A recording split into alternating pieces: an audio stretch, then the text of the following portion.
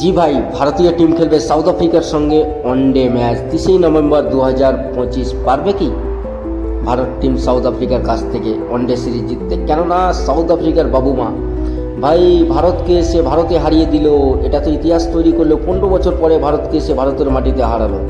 তো বন্ধুরা, সেখানে কিন্তু বিরাট আর রোহিত ছিল না। এবার কিন্তু বিরাট কোহলি আর রোহিত নিজেদের রেকর্ড জড়িকে দেখা যাবে ওয়ানডে ক্রিকেটে।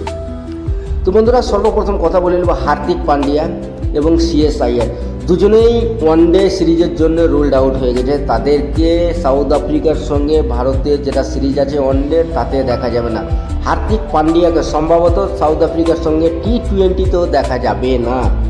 সবচাইতে বড় নিউজ যেটা হচ্ছে, সম্ভবত শুভমান গিল সাউথ আফ্রিকার সঙ্গে ওয়ানডে সিরিজ থেকে ছিটকা যেতে পারে। হ্যাঁ বন্ধুরা, শুভমান গিল ওয়ানডে সিরিজ থেকে ছিটকে যেতে পারে, কেননা তার ফর্ম খুব একটা ভালো নেই।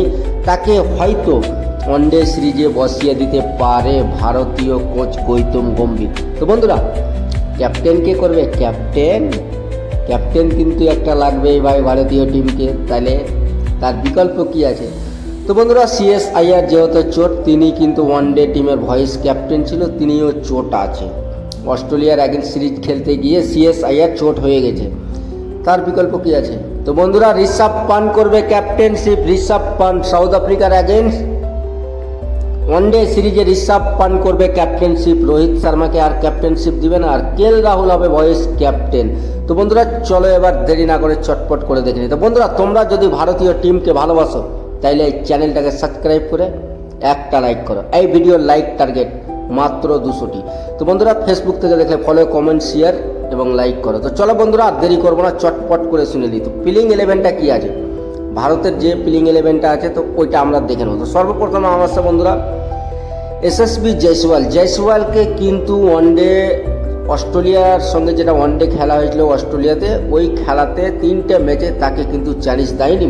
জয়সওয়াল ভালো ফর্মে আছে, তারপরেও তাকে 3টা ম্যাচে এমনি বসিয়ে রেখেছিল, চ্যালেঞ্জ দেয়নি। তো জয়সওয়াল, রোহিত শর্মা তো ভাই ভালো ফর্মে আছে, কেননা তিনি অস্ট্রেলিয়ার এগেইনস্ট সেঞ্চুরি করে এসছে, তার একটা কনফিডেন্স আলাদা থাকবে।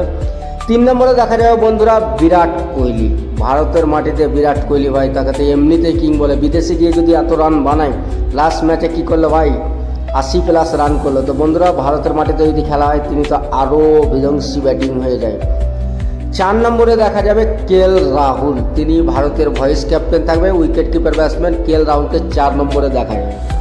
5 নম্বরে দেখা যাবে ঋষভ পান্ট, যিনি সাউথ আফ্রিকার সঙ্গে এই ম্যাচে ঋষভ পান্ট ভারতীয় ক্যাপ্টেন থাকবে, নাম্বার 5-এ খেলবে ঋষভ পান্ট।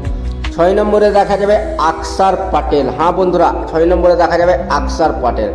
7 নম্বরে দেখা যাবে ওয়াশিংটন সুন্দর, তিনি ভালো মানের অলরাউন্ডার, তাতে কোনো সন্দেহ নেই। তিনি টেস্ট, T20, ওয়ানডে সব ফরম্যাটই ভালো খেলে। এরপরে দেখা যাবে মোহাম্মদ সিরাজ, আশদীপ সিং, হর্ষিত রানা আর কুলদীপ যাদব। ভাই এই 11 জন প্লেয়ার থাকবে। এর মধ্যে একটা চেঞ্জ হওয়ার সম্ভাবনা আছে, সেটা হচ্ছে আকসার প্যাটেলকে রেস্ট দিতে পারে, কেননা তিনি টানা ম্যাচ খেলে আসছে। অস্ট্রেলিয়ার এগেইনস্ট খেললো, তারপরেও খেললো ক্রিকেট, ওই কারণে তাকে রেস্ট দিতে পারে।